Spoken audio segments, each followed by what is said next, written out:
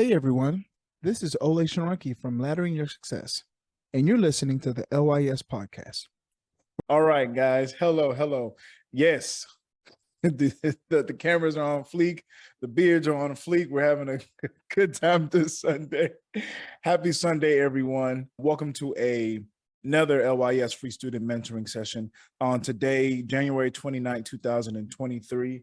Man, about a year and some weeks strong here. So happy to be here with our good friends, Daniel Hill, Jamar Crawford, and of course, Festus and Olay. Festus, how you doing today? Doing great, man. Doing great. Feeling good. Took some pills after yesterday's Royal Rumble match. You know what I'm saying? No, it's funny because the Royal Rumble actually was yesterday. Yeah, I feeling pretty good. Oh, it really was? The Royal It actually Rumble? was yesterday, yeah. I saw a little bit of it. Yeah, man. But yeah, it's good. So feeling good. All right. Our co-brothers in arms in war, Crawford, Hill, how y'all feeling? I'm good, bro. Feeling sore. Right? Feet in water right now. I tell you this, I definitely feel better than I did when we played flag football. I'll tell you that much. I definitely feel better than I did when we played flag football. You know, you were saying y'all went to, go ahead, Festus. No, I was gonna say 100%, bro. Like my back was able to recover much quicker. Much quicker. Yeah. And it's so funny because boys is out there looking like Saving Private Ryan. Just all the war movies, man. I was still thinking about like that first one, man, when I jumped and tried to turn that thing, boy, it looked like a movie for real, boy. I was getting tatted, boy. And then I took a bullet in the mouth, man. That tasted nothing but paint. I was like, boy, this is real, man. The boys turning savages out there with some paintball guns, man. It was awesome though. We had a great time. Had a super great time. Super honored and always get really blessed whenever we have like young people, students join in.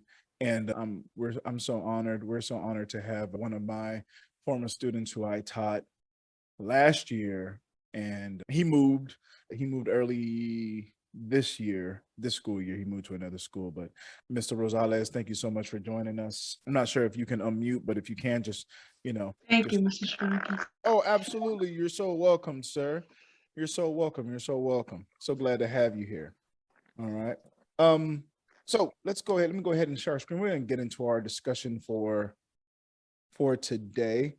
But before that, let me ask Emerson. Milson, how's your school year been so far? Good. Been good? Good. That's good. All right, let's get into it. All right, folks. Give me 1 second. All right. As always, welcome to LYS Mentoring, powered by LYS. If you want to get in contact with us on our social medias, on Instagram, LYS Students, also _LYS. Of course, just like it says, LYS Students is more good for students. _LYS is more geared towards parents and educators, administrators, counselors, homeschooling parents, all of the above. On Facebook, Laddering Your Success, just type that into the search bar, Laddering Your Success. The same thing goes for YouTube, Laddering Your Success in that search bar, get you access to these sessions and other interviews and other content that we have out there. On TikTok, LYS Be No Do. If you're interested in learning more about us, if you want to do a one-on-one personal consultation, if you want to do a one-on-one family consultation, if you want us to come talk to your youth group, your church group, your student group, your teacher group, just send us an email there at info@ladderingyoursuccess.com. On Discord, Laddering Your Success. Same thing, type that into the search bar.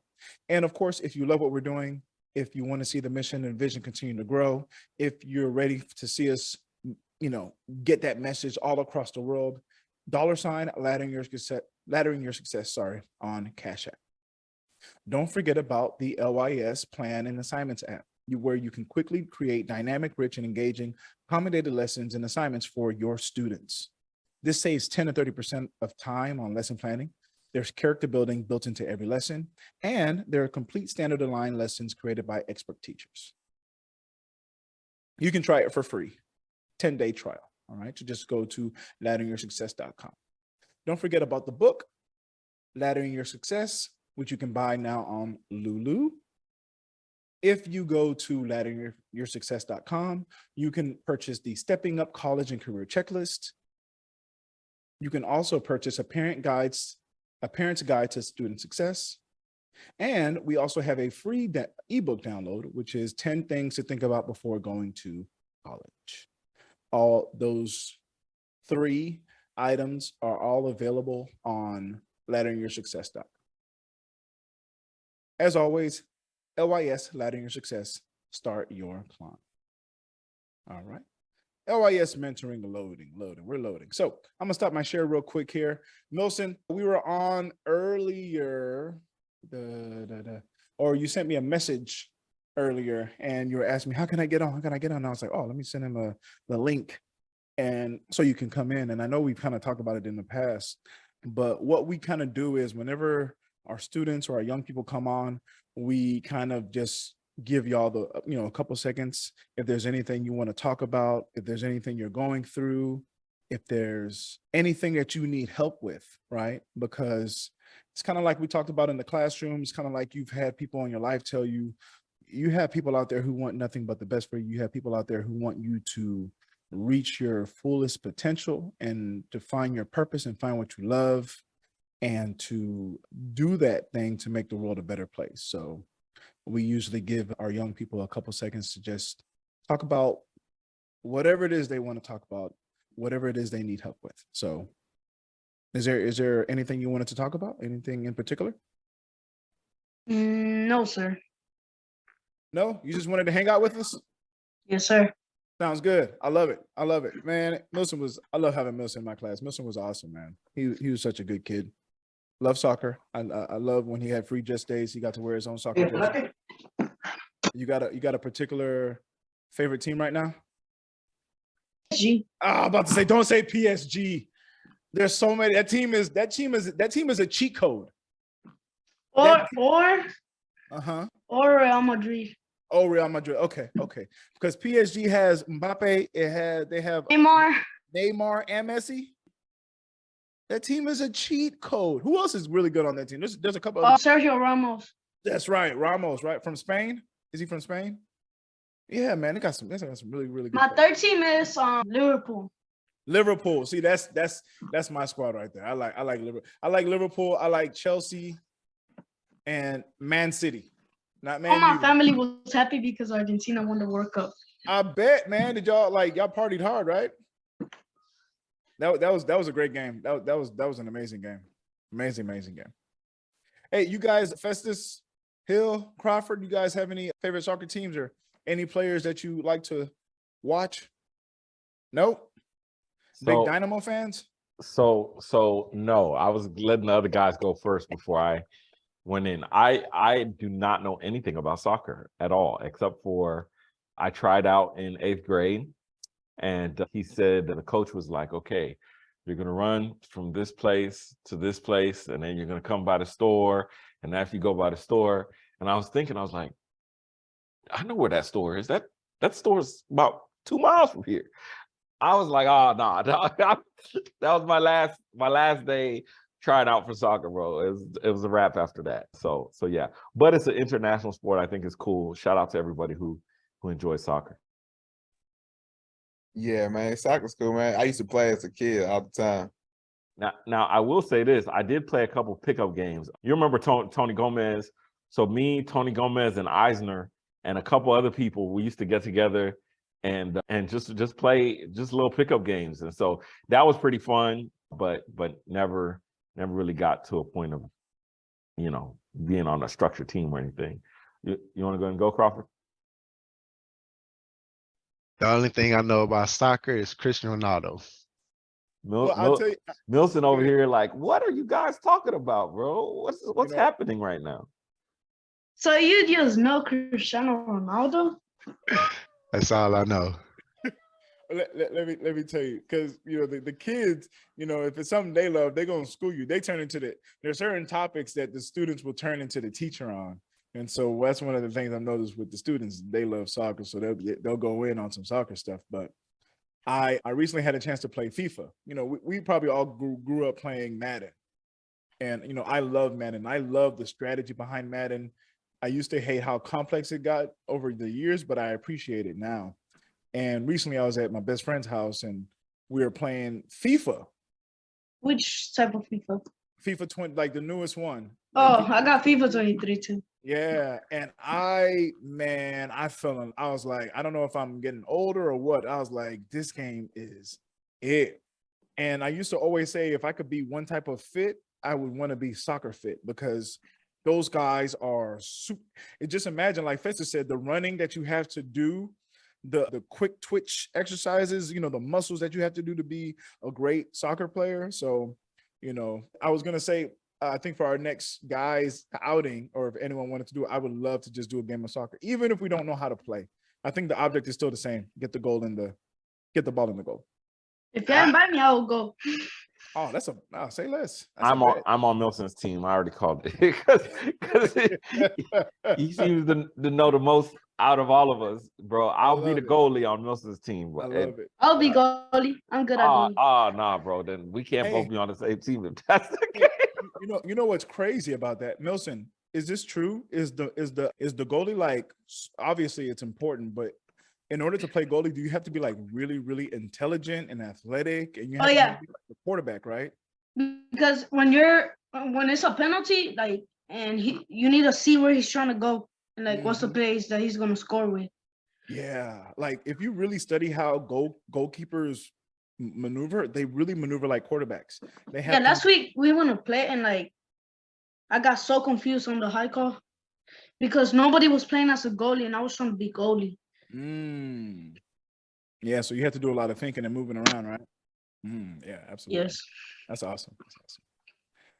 Awesome. I love it. All right. You know who's the best one on FIFA right now? Mbappe? That's my guess. No. Benzema? No. Oh no. Cristiano Ronaldo. You're close. Messi? Holland. Who? Holland. Oh, Holland for England? No, from high call Man City. Oh, okay, Man City. Okay. Wow, that's interesting. I remember that name. Yeah, pretty cool. All right, folks. Oh, I'm waiting for my screen to share, and I'm sharing. All right, let's get into our topic for the day, folks.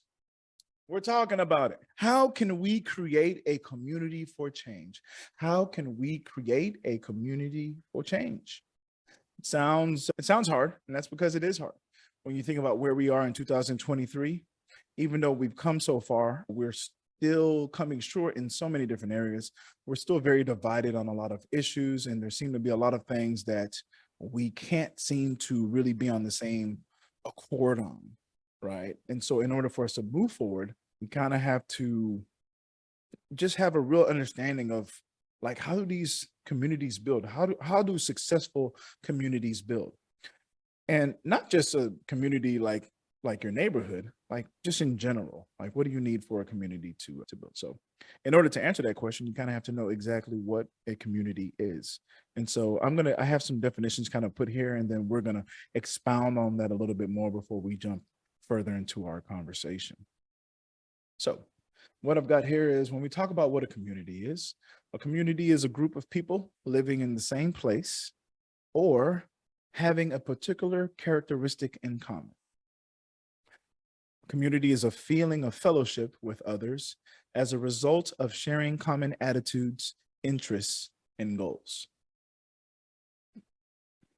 Now, this word is derived from Latin, the word communitas, meaning the same, which is also derived from a word communis, which is common, public, shared by all or many. I'm reminded of commune, the word commune, when I was growing up, right? And let's talk about the different types of communities. We've got communities of interest, communities of people who share the same interests or passions. We have communities of action, communities of people trying to bring about change. We have communities of place, communities of people brought together by geographic boundaries. Now we're talking about where we are, where we lie on the map. We have communities of practice, communities of people in the same profession or people who undertake the same activities. And lastly, we have communities of circumstance. These are communities of people brought together by external events or situations. Okay. So I'm going to stop my share here. And I just want us all to think about that. What do we think about when we think about community? What do we think about when we think about community? Daniel says family. D. Hill says family. Yep. To me, I think, you break the two words apart, common and unity. And so I think that's like, okay, what do you have in common?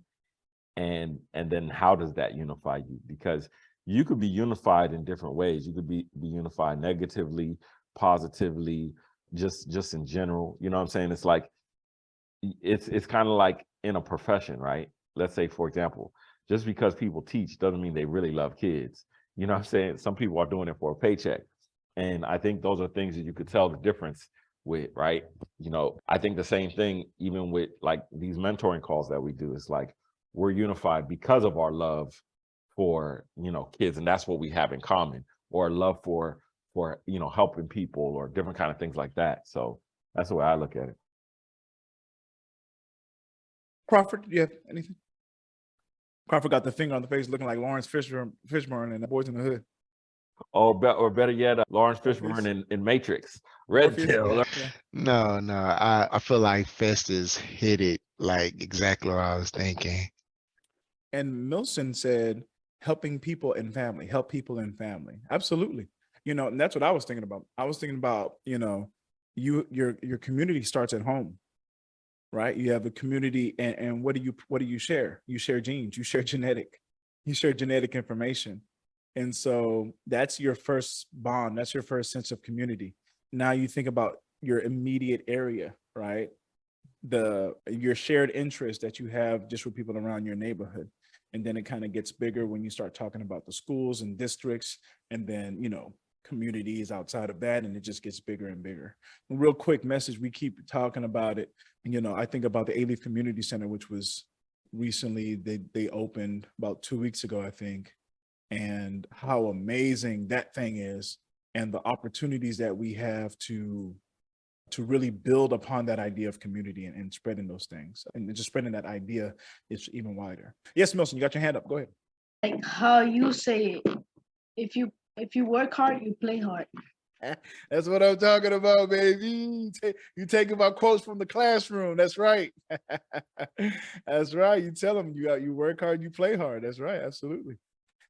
All right. So we've talked about those different types of communities.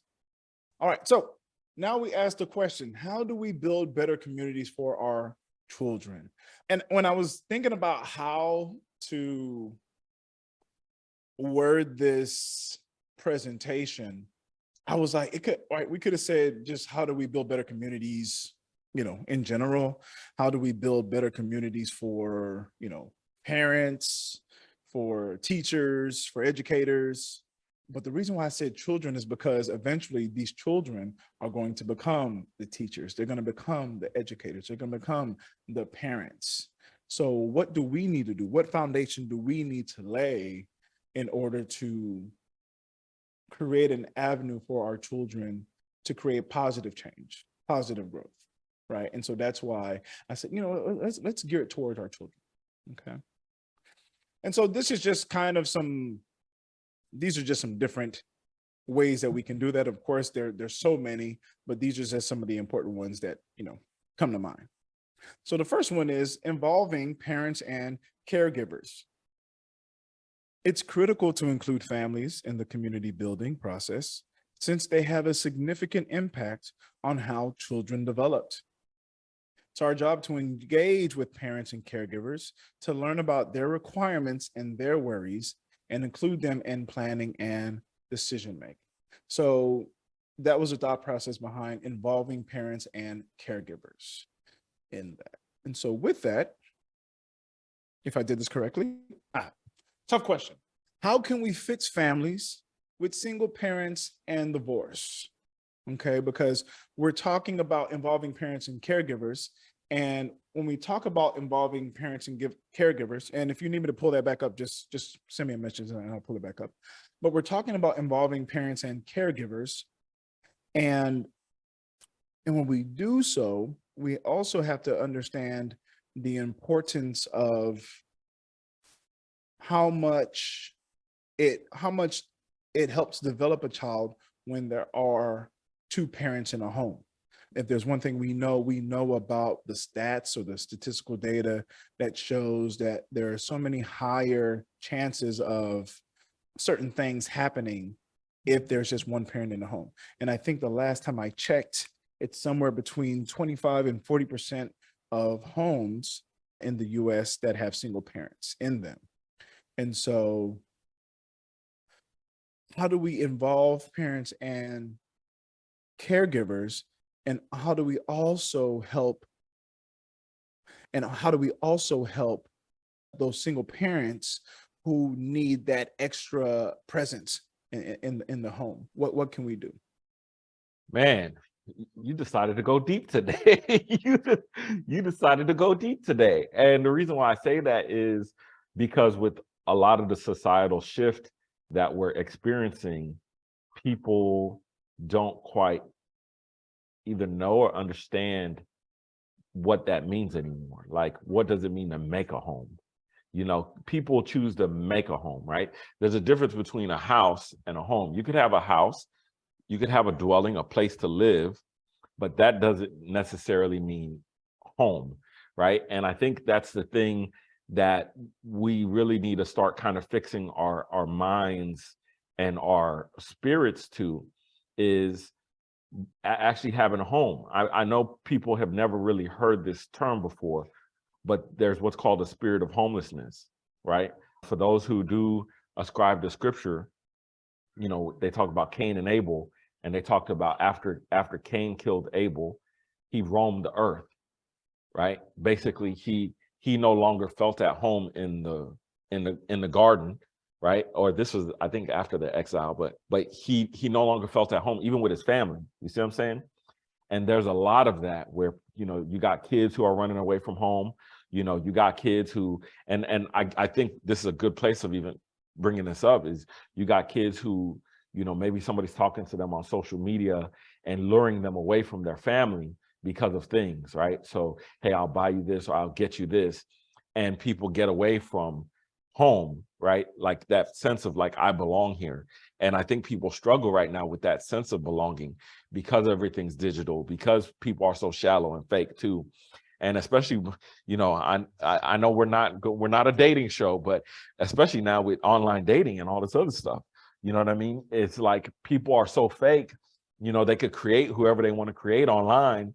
And then it's like, but then you got to show up and be a real person. And next thing you know, like literally this is catfish, you know what I'm saying? And so that's the thing I think is like people need to be more authentic to themselves and really strive to look for authenticity, because I think when you're authentic, when you're really genuinely like, yo, this is just who I am, you're able to better see who else is authentic. You know what I mean? But when you're faking, your mind is like set on faking.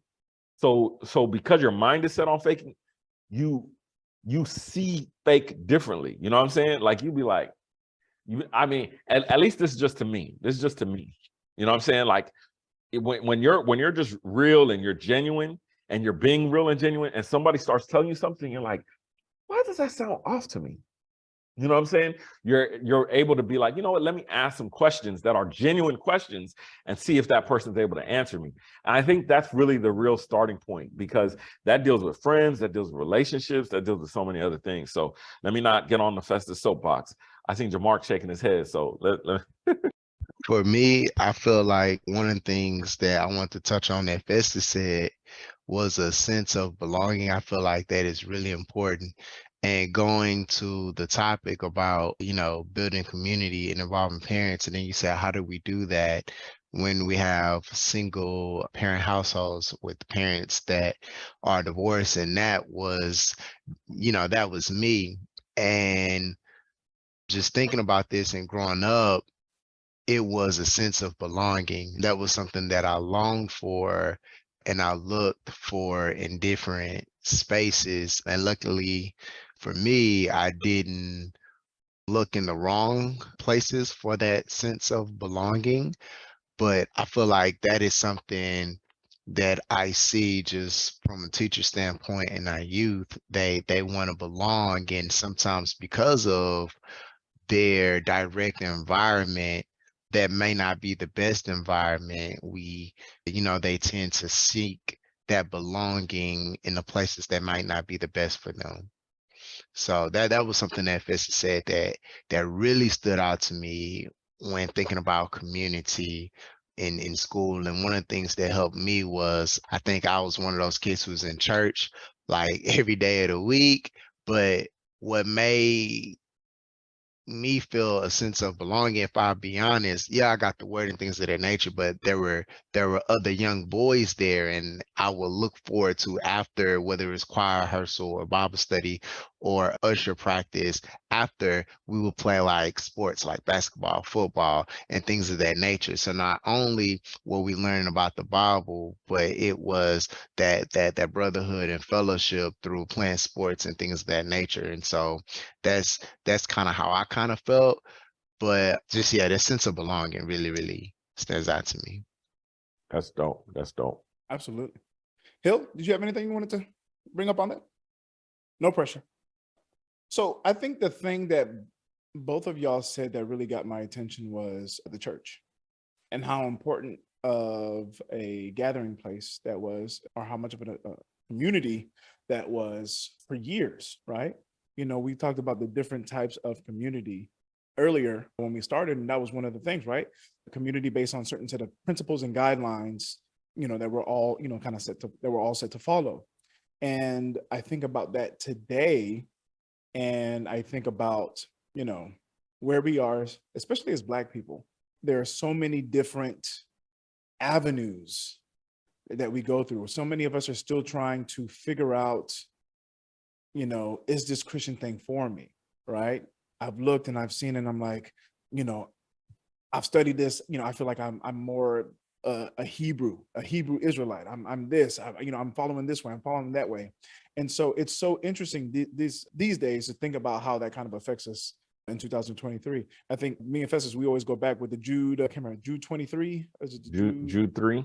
Jude 3 project, and so many of those things. And I just think about that. You want to speak? Bro, you going into well, the thing is, we're talking about community, and I think we have to understand how we all know how powerful it is, and we also have to understand the mindset that I think we there's one thing I love about you guys. It's that you all have a very deep and understood knowledge and understanding of like just where we are, and just where our minds are. And so, yeah, I mean, these are the tough, and that's why I put it there. It's a tough question. In order to figure out those problems, we have to answer those tough questions. So yes, as you're talking about this, because one thing I always say that students are struggling with, and people are struggling with, is our identity crisis.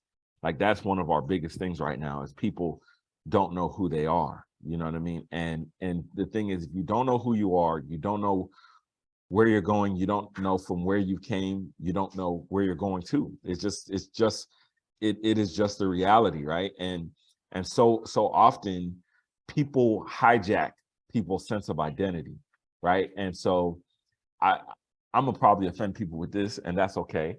So, like, for example, when you have these some of these Hebrew Israelite movements and things like that, where people are really searching for identity, but they come off bashing other people, right? Oh, you robbed this from me, or you robbed that from me. And it's like, there's not really a strong connection with history or historical correlation, right? I think that's problematic, right? So, and I'll just tell quick stories. Like, a dude was talking about Hebrew Israelite this, and I'm a Hebrew Israelite. And I was like, well, tell me about your father. And it was like, what you mean? I was like, you're a Hebrew Israelite. Tell me about your dad. Where did they come from? And this dude knew less about his dad than he did Hebrew Israelite.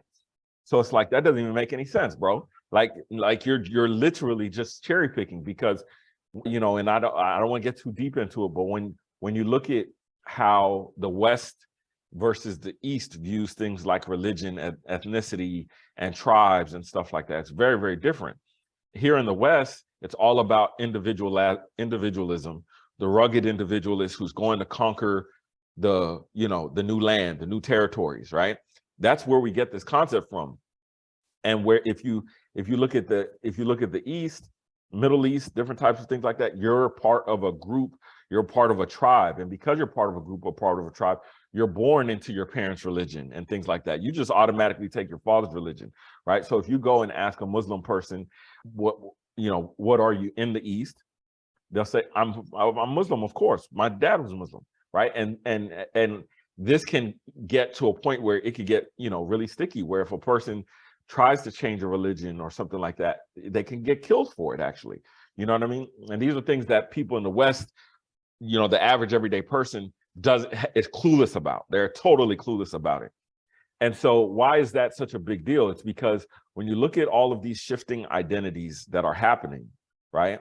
And people are grabbing onto identities that they choose, in one sense, they are actually doing a form of violence in some ways. And it might not always be good violence, right? Because there's good violence and there's bad violence, right? And so us as believers, we're supposed to take the kingdom by force. You see what I'm saying? We're supposed to forcibly enter the kingdom, not force ourselves on other people. You see what I'm saying? And I think right now with the identity crisis, you're having people force themselves on the other people, force their beliefs, force their ideologies on the other people, instead of presenting them to see what's true. Bro, I opened a can of worms, and I'm so happy I did it. So, you just described to me in a way. You kind of described, or what I got from that is how the removal of the father from many households removed so many children from the sense of source. Because if you look at the word father comes from the Greek pater, which is translated to source. Source. The father is the source, not just genetically, but the sense of being, the sense of identity, the sense of self. So many of those things. And if that is removed, that basically leaves you open to anything out there. You're literally a child of the wild. Because when you think about and sometimes when I think about becoming a father, that's the thing that kind of scares me. When you really understand, you got to do the crazy laugh. When you really understand what your responsibility is, that's a task. That's a deep task. And so if you're removing that from a household, just think about what that does to that young child. So it only makes sense that the chances of a child ending up in prison, the chances of a child having a misdemeanor, becoming a single parent themselves, all these other things are only heightened when, they're raised in a single parent household. So it's again, it's interesting that you bring this stuff up, because a lot of people don't really understand what is driving the removal. And oftentimes what it is selfishness.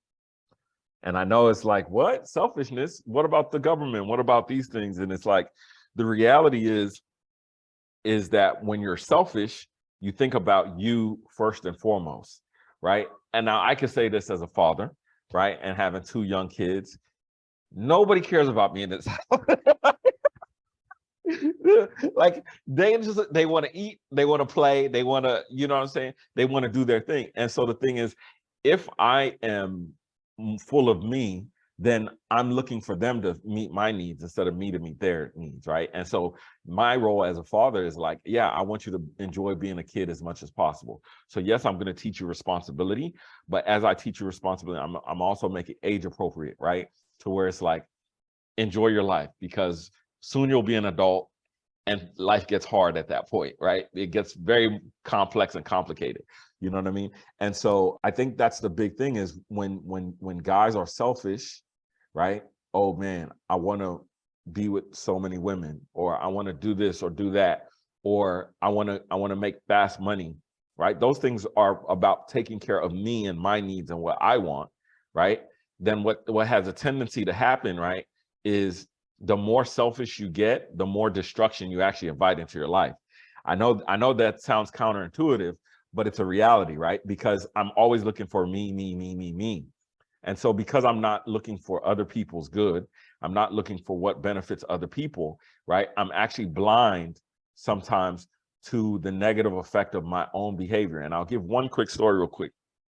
I was coming from the movie theater, and there was this couple walking into the movie theater, and I overheard their conversation. And there was a guy and a girl, and the guy was talking about his personal kids. He was like, man, I can't stand her or those kids. You know, she could have them. The only thing I want is my dog.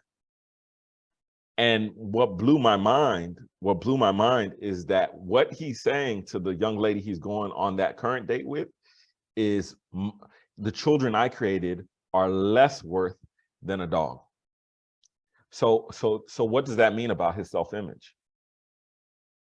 If I was her, ain't no movie, I'm out. Like, I'm turning around right there. But because, again, and this is why I talk about authenticity, you know what I mean? If you're really authentic, she's thinking, well, he ain't talking about me though. He's talking about his own freaking kids. You see what I'm saying? So Milson got his hand up. I'll stop there. Sorry. So what you were talking about, so he's talking about bad about his family and her. Yeah. Why, if they're a couple, like, what they want to argue so bad, like, to stop with everything. Yeah, I just wanted to say that. No, you're good, Milson. You're good. Yeah, I think that's the thing is, this is why it's so important to sit down and have authentic conversations with people before you become intimate or romantic with them. You really want to see where their head is before you're overly invested. Does that make sense? Yeah. All right, cool.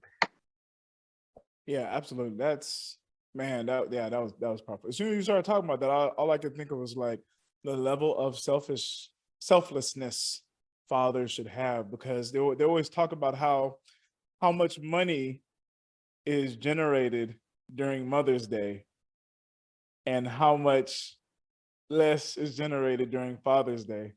You know, during Father's Day, it's just there where it's just like, even I still think about it now. Like, me and my brothers in our chat group, we'll be like, all right, what we gonna get May, right? What we gonna get Mom for Mother's Day? Yeah, we'll do this. What we gonna do for Father's Day? Man, we'll just cook at the house. We'll just cook some barbecue for him. It'll be all right. Literally, but you know, the crazy thing is, my dad in all the years has never been like, provided for you. When you want to go use the restroom, the water will turn on. When you want food, the food has. And you can't even give me one simple nothing. He's never complained. Literally, my dad loves Guinness. Well, he does. Well, whenever he does, he has his drink. He'll do like half Guinness, half Pepsi. And I made him barbecue. We made barbecue for him. And then I bought like a 6-pack of Guinness. And then I got him I got the good Pepsi. You know that Pepsi Nitro? I got him. And he was so excited. He was like, wow, you got this? I didn't even know they have this type of Pepsi. Wow, this is the good one. And we just sat there and we were just enjoying. And it was just so crazy, the level of selflessness that he had, you know, to just take it and just be like, yeah, thank you. You know, so it's that's a very good point you made there, Festus. It's a very, very good point, man. So don't be surprised in a couple of years when your kids just come and they just bring you some random, like, hey, some man, chocolate chip cookies. Yeah, they'd be like, here you go. That's what you get for birthing us and for doing all. Or I didn't birth them, but you know what I'm saying. You know, I don't know. Other people say maybe men can give birth now. I don't know. All right, so let's look. Just wait. This thing is being slow for whatever reason. All right, there it is. All right, so number 2. We talked about involving parents, involving caregivers. 2, we can talk about 2. Encourage positive interactions. Children need to interact positively, in order to develop close bonds and a sense of belonging. By giving children opportunities for teamwork and problem solving, that's a key one right there, problem solving, you may help them learn how to cooperate, support one another, and communicate clearly. Okay. And I think I had a tough question with that one as well. Let me make sure. And with that, I guess that question is, how can parents and educators create positive interactions? How can parents and educators create positive interactions? I'm gonna go ahead and put that other one up, and I'm just gonna talk while y'all think about that. Let me put this here. Well, so the question was, how can parents and educators create positive interactions? I think one of the first things we need to have is, in therapy, they say you got to set boundaries. And I think that's kind of a key thing, right? I guess you could say boundaries. I guess you could say expectations, right? As well. I guess we'll make those two one and the same, boundaries and expectations. Because what I think is happening right now is, and has been happening, is that teachers, educators, administrators, counselors, all of the sort have been given more and more and more responsibilities, more and more of the responsibilities that aren't really their responsibility. Teachers have a given set of demands or instructions that they're supposed to do. The same goes for specialists, the same goes for counselors and administrators. But what's happening is teachers have so much more. Counselors have so much more, educators have so much more, admin has so much more that's put on them. And then on top of that, whenever a situation does occur, whenever a situation does happen, the parents seem to be very quick to point the finger at the educator, at the administrator, at the counselor, at the district, and say, hey, why aren't you doing this? Why aren't you doing that? And I think that foundation, that expectation, that boundary has to be set to where we say, that's your responsibility as a parent. I think two parts to that is I'll go ahead.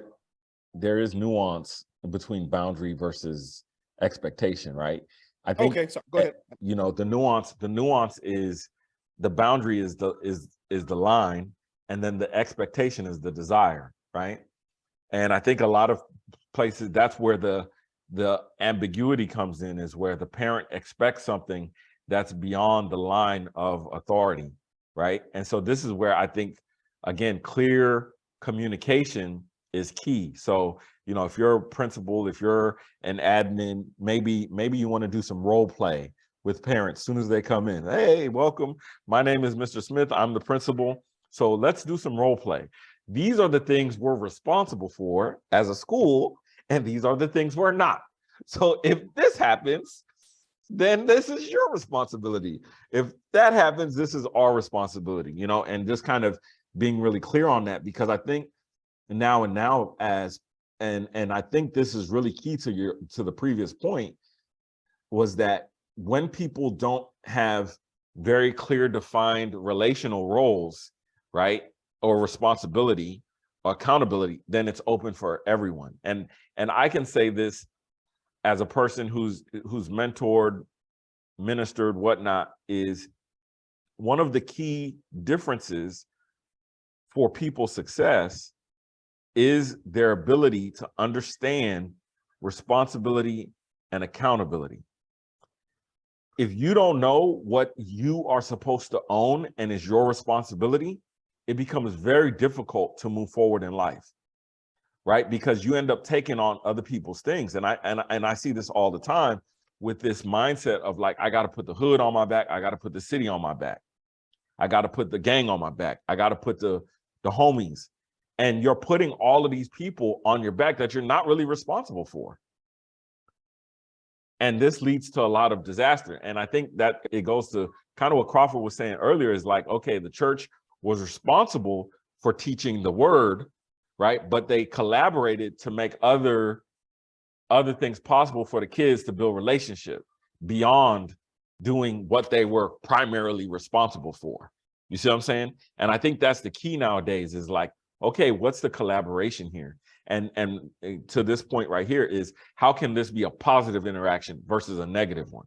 You know what I mean? So yeah. I think a way that we can encourage positive interactions is to teach people, especially our youth, and practice this with other stakeholders or adults involved, how to seek to understand. That's the main thing. I feel as though when we all seek to understand and we come with that intention of understanding, then we're able to receive that message of communication. We're able to have empathy to understand the different situations that may affect certain roles, whether it's parent, teacher, administrator, counselor.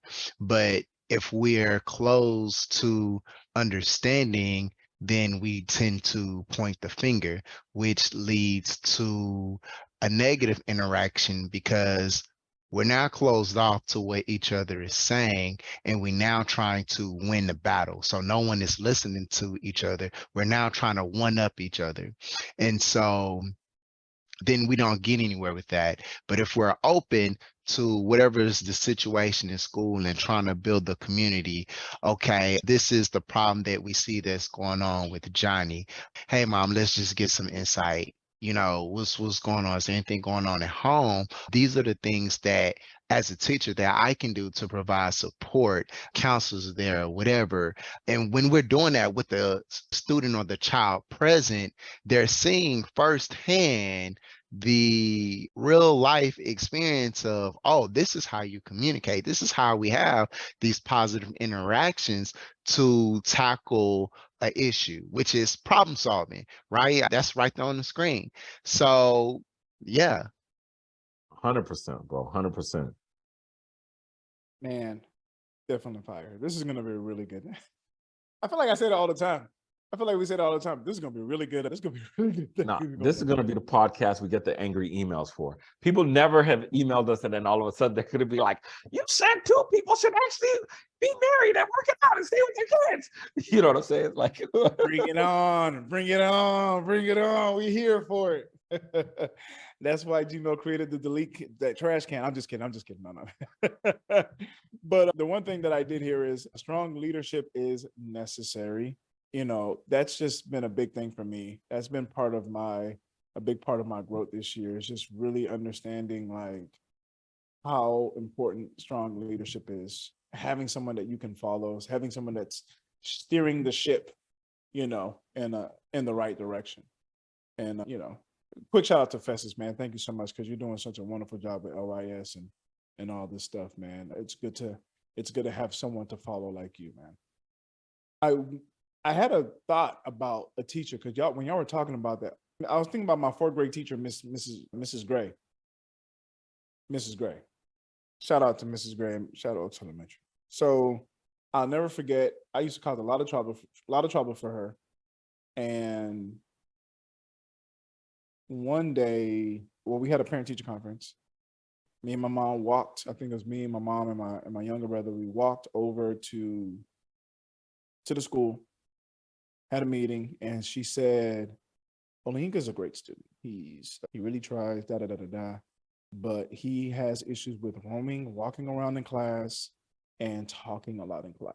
That if you look in all my report cards, my dad still has them. That was the main thing. I'm a roam. I would just get up and roam. I would walk around for no reason, and I would just be talking to everybody.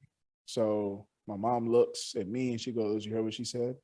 Which is like, I ain't gonna lie, like looking back now, it's pretty annoying to have your parent be like, "Did you hear what she said?" Like, yeah, I'm right here. I heard what she said. Yes, clearly. I heard what she said. I'm a troublemaker. I get it. This is an African thing, I guess. You heard what she said. And so, Mom, I'll never forget. My mom looked at her and my mom said, "If he does that, just give him a little, just give him a, Now, my eyes got so big. I was like, my mother just told my teacher to give me a little, And I'm like, I'm looking at Miss Gray like, Miss Gray, don't do it, Miss Gray. Like, don't do it, Miss Gray. No, don't do it. And she was like, well, unfortunately, we can't. we can't. She was giving that boy, if I was wanted to the left, I would have did it. But she was like, no, we can't do that. But it was just crazy because that's where I learned that thing that I always say now, which is when parents and educators are on the same page, when they're working together, the kid just doesn't have a lot of wiggle room. You don't leave those avenues open for the kid to be able to do whatever they want. And so now you can really start the process of guiding, the student in a really positive direction. We had an issue with Hills, one of Hills, was it Hills kid? Yeah, it was one of Hills kids last year. Really awesome kid, was a great kid. I don't know what happened one day, but he was just causing some trouble on the way out to the bus. And I saw him and I was like, young man, come here. And I just put my arm around him and we was, just trying to have a positive interaction with him. And he was like, man, why you got your arm on me, man? That's gay. Get your arm off me, bro. Why you got your arm on me? I was like, that's gay. I said, if you were my son, that's exactly how I would walk with you. I put my arm around you. I'm just trying to have a positive interaction. He's like, no, we ain't doing all that. Fast forward like maybe a week or two, and I told Hill about it when it happened, but then his dad just happened to be in the school that day. And I was like, oh, he's here? He's in the class? So I just run up in there and I'm like, hey, remember me? Yeah, and so I told the dad about it, and the dad's looking at the son, and the son's looking at his dad, and he's doing like this. And it was like me back in fourth grade. It was the same thing again. It's just a powerful, and the dad was just so, God bless him. He was just such an awesome, nice guy. We were just talking. And, he was just talking about, his story and how he just works really hard to make sure that his kids understand the importance of education, the importance of these teachers and education. I'm like, that's what it's all about. And so I think that's key to what we're talking about here when we talk about encouraging positive interactions. Any other final thoughts? Well, go ahead. Let's keep it going. Okay. We got time for one more? It's up to you guys. I think we can do one more. One more and then we'll close it out. Well, and you know what I'm going to do is I'm actually going to do something that I don't normally do. I'm going to go through all of these and then I'm going to go through the last one. So just to give people what we're talking about here. So the next one is going to be foster a sense of belonging, right? Then we've got promote safety and well-being, provide opportunities for learning and growth, continuously evaluate and improve, and role model. Okay. So let's go to number 3. Foster a sense of belonging. Children's well-being depends on having a sense of belonging. By giving kids the chance to participate in decision-making and by highlighting and applauding their community contributions, you can ensure that kids feel included and valued. So do you have any thoughts on that? Fostering a sense of belonging. Real quick, my idea was just like me growing up, and I'm gonna leave that for you guys because we grew up in the 90s, and I think we definitely had a lot of that. So I'm gonna leave it up for everyone.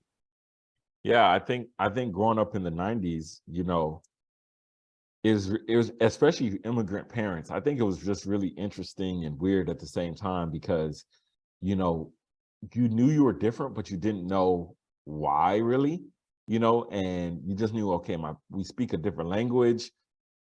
At the time, people call us African booty scratchers, and it's like, dang, other than that, I see the face on Olay, but it's like, other than that, it's like, what's going on here? So you felt like you belong to a certain degree, but then you felt like an outsider to another degree. You know what I mean?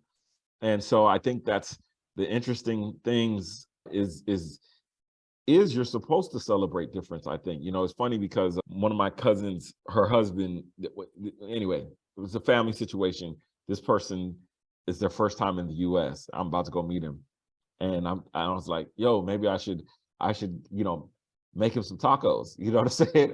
And she's like, bro, this dude is not gonna eat that, you know what I'm saying? And I'm like, well, welcome to Texas, you know what I'm saying? You go eat it sooner or later, you know what I'm saying? And then she was like, bro, it's been like, she's like 30 something years old. It's like, I'm trying to get my mom to eat Chipotle. Like still, you know what I mean? She tried my Chipotle one time. It was done after that. And I'm like, hey, Chipotle's not real, tacos or real Tex-Mex, I guess. So it's just this interesting exchange where it's like, your Ebba, your Gary that you eat, you know what I'm saying? And then it's like, hey, fajita tacos, you know what I'm saying? Both are great, you know what I mean? And so this is where we like celebrate each other's differences, especially here in Houston, you know what I'm saying? We got the food scene. Absolutely. Absolutely. Crawford, Hill, y'all have anything y'all want to throw in on this one? I feel like this right here is really, really, really important. I feel like this can definitely affect the child just into many things can affect the child into their adulthood, but the way they become their true authentic self or show that or choose not to show that. I feel like that sense of belonging, like for me, that's something I just being transparent with you guys, I even struggle with to this very day because of the norms of society and what people feel like should be done. Okay, well, I'm going to go this route because it seems like everyone is doing that. So that must mean so that I can feel like I belong, I should do that too, knowing that that's probably something that I wouldn't do, or I should make this decision because everyone around me is making this decision just so I can feel like I belong. And that's a part of what Festus was talking about earlier on one of the topics is being true to yourself and being authentic.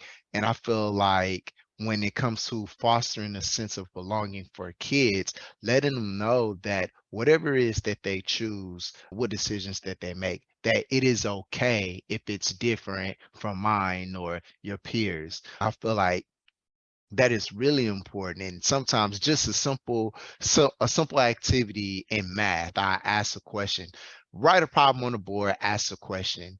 And if you ask the students to respond with their answer and they get to see what everybody else is answering, you will see how quickly some of them would change their answer because so-and-so said this answer. So I'm going to go along with them and change their answer.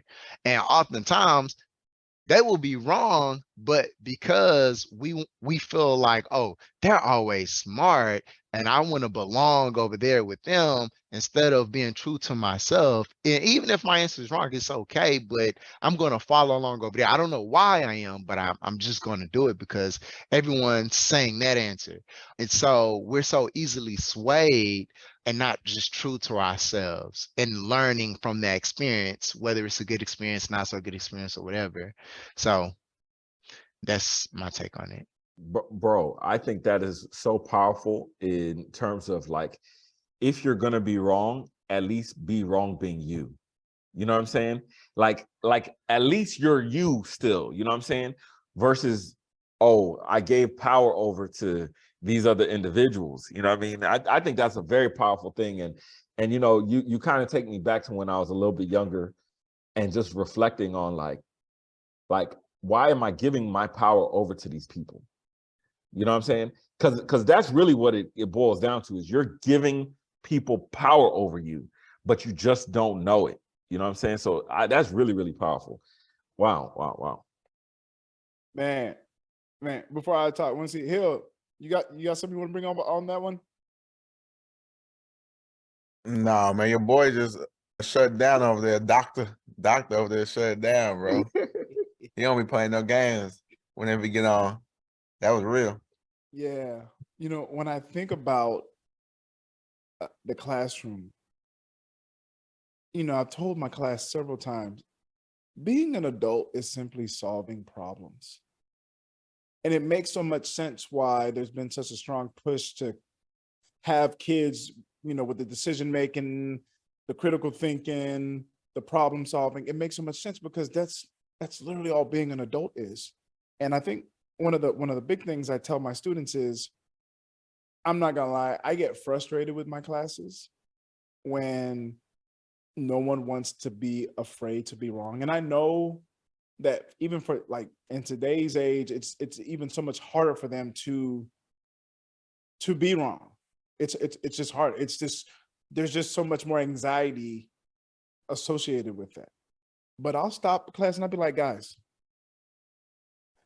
I need more people to be wrong.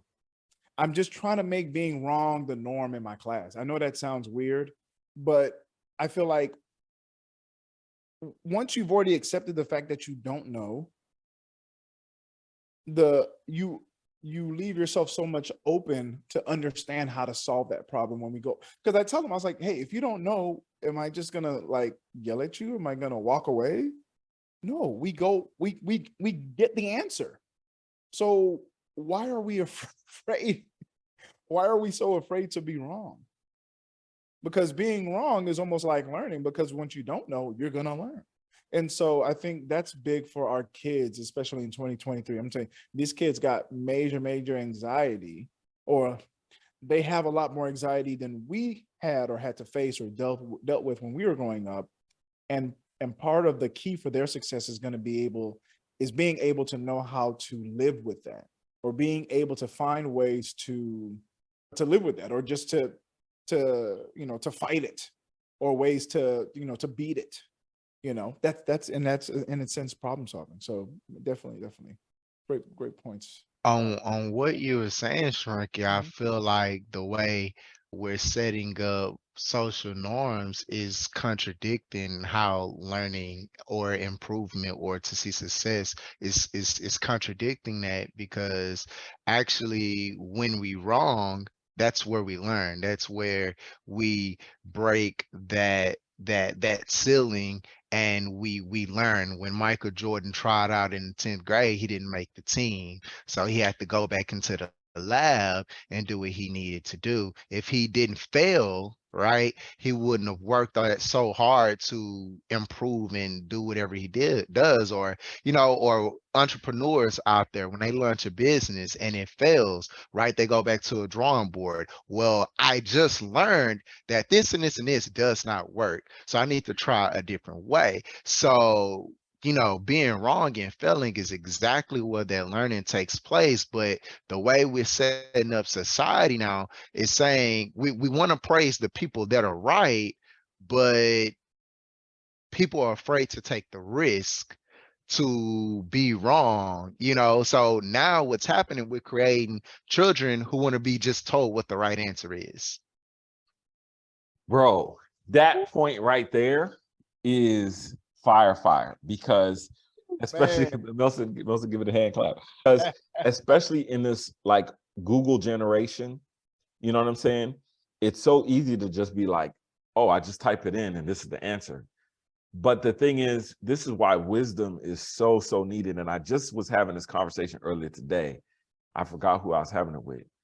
But the reality is the more technology, the more we move into the information age, the more wisdom we need. Because when you have all this information thrown at you, you need to be able to filter certain things out and say, that's not it, that's not it, that's not it, that's not it, to eventually get to that right answer. And yes, there's a little bit of failure in that. But the thing is, and this is my biggest concern, the way these kids are failing now is they're not failing like, like the 90s sitcom. And then they have a talk at the end of the show. You know what I'm saying? You remember that 90s sitcom where it's like step by step, Full House, baby. Exactly. That soft music starts to come in. R.I.P. Danny Tanner. Exactly. Like we're not having those failures. Like, Jimmy, you almost tried weed. You know what I'm saying? It's like you are on acid and you fried your brain. These kids are like, by the time they're running, you're seeing there's a problem, they've committed suicide at 10, 13, 14 years old. That is crazy. If you go and look at the suicide rate, how high it's just jumped up. And this is the thing. It's not a single kid's fault. It's the adult's fault. And nobody wants to take responsibility for it. And that's the thing that really bothers me the most is like, could you have made any difference? You're telling me that while you was getting a bag, you making six figures, you was a boss chick, you couldn't have gone and talked to the kids in the school at all? Like, what is that? I'm sorry, bro. Come on. Okay, I see what you mean when you said this is gonna be okay, man. Okay. I like Boy, we get shaky. I like this. What I'm talking about. Very good. But definitely, these are the questions those tough questions that have to be asked. I mean, oh, Festus, it always takes me a while, but I now understand what you were saying. We said, "Oh, you are you trying to go deep today?" Now, right now, 319, I understand what you're saying. Sorry, bro. But you know what? I'm happy because we got 4 more of these to go over. So hopefully next week we can knock these out. Yeah, let's do a part 2, and hopefully I'll be calmer. Okay, yeah. I mean, You- or you can keep the same fire. I mean, For I see the hill. Yes, that's true. You could get this. But this is the thing. For those who listen, we don't script these things out, right? So for those who are like, hey man, this is maybe your first time hearing this, and you're like, this is very free flowing. As a matter of fact, 80% of the time we don't know who's going to be on, because people sign on from all kind of places, and students come on, and then you got Daniel over here writing in the chat like stuff. And so because of that, some things these are things we're passionate about. Obviously we're educated on these topics. We do some education on these topics, and again, between it's probably what, 6 or 7 degrees between the 4 of us here. 8 degrees. 2. How many you got a master's, Daniel? Okay. Daniel, like, bro, you got your bachelor's at Milson? Yeah, Milson, you got that? For those of you who can't see us, we just asked an 11-year-old if he has a bachelor's. Milson, like, what's a master's? Milson, like, bro, I thought slavery was over. What are y'all talking about? Oh man, no. forgive us. I mean, absolutely, man. No, this is gonna be a good one. I'm make sure. I always try to make sure I post it on my page. I'll be sure to post this one. Oh yeah, that's right. We got. I got to ask you about something either way. But either way, let's go ahead and end it for today's episode of LYS Free Student Mentoring. And before we do that, let's go over how you can get in contact with us. All right, on Instagram, LYS Students, _LYS. Facebook, just type in Laddering Your Success in the search bar. YouTube, Laddering Your Success as well. Just type that into the search bar. On TikTok, LYS Do. Email, info@ladderingyoursuccess.com. On Discord, right there in that search bar, Laddering Your Success. And of course, on Cash App, $ Laddering Your Success. Folks, don't forget about the LYS Plan and Assignments app, where you can quickly create dynamic, rich, and engaging accommodated lessons and assignments for your students. Why is this good? Well, it saves 10 to 30% of your time on lesson planning. There's character building built into every lesson, and complete standard aligned lessons are created by expert teachers. If you go into Laddering Your Success, if you go to Lulu, you can get the Laddering Your Success book written by Festus and Olay. If you go to ladderingyoursuccess.com, there is a Stepping Up College and Career Checklist, a wonderful resource for parents and students looking to make sure that they are on track for college. Not just for college, for trade school, for any plan that you have after high school. Don't forget, I think one of the beautiful things about this is Festus is an Army veteran. So if you're interested in getting if your child is interested in going into the Army, I just had a talk with a student in the 5th grade whose mom already wants them to go into the Army, into the armed forces. And I asked him, are you sure this is something you want to do? And she said, well, she was telling me about all the benefits. And I was like, yeah, there's a lot of benefits. There's definitely a lot of benefits, but that's something that you need to talk about your parents with, to make sure it's something that you actually want to do, right? Because there are some things that are tied along with those benefits, right? So that's there on ladderingyoursuccess.com. Also for parents, a parent's guide to student success. Wonderful stories in there, wonderful resources, wonderful questions, and wonderful background foundational knowledge for parents to be able to make those strong connections with their students, right? One of the first things you need to understand as a parent is, what type of parent are you? How were you parented as a child? And how is that affecting your child, right? If you're a certain type of parent, how can you use your style to bring out the most out of your child, out of your student, right? That's available. That's an ebook that's available on ladderingyoursuccess.com. And lastly, we have the free ebook, 10 things to think about before going to college. That's also on ladderingyoursuccess.com. Don't forget, laddering your success, start your line. Yes, thank you so much. Milson, I was going to tell you, you follow on TikTok, follow on all of those avenues. Tell your friends, share it. All of your friends that had me before. Hey, this is Mr. Sharunki. This is his thing.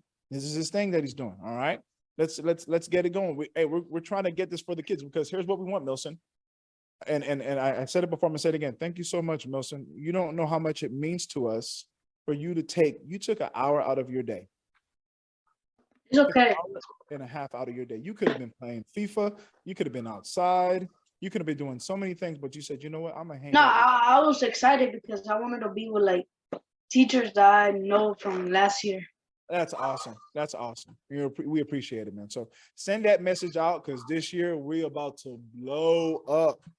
And we want Mr. Sharunki, I was gonna ask you what happened to Boys to Men.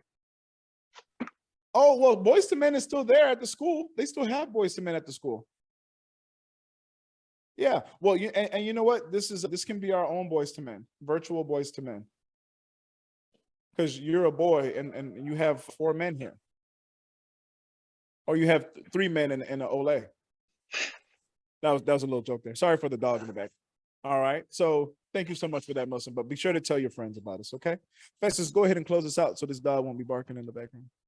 So listen, there are legitimate excuses for not going to college. There's no legitimate excuse for not getting an education. Thank you all for joining us, and we are out. Peace. Y'all take care now. Oh, you still there? Well, thank you so much for listening to the LYS podcast.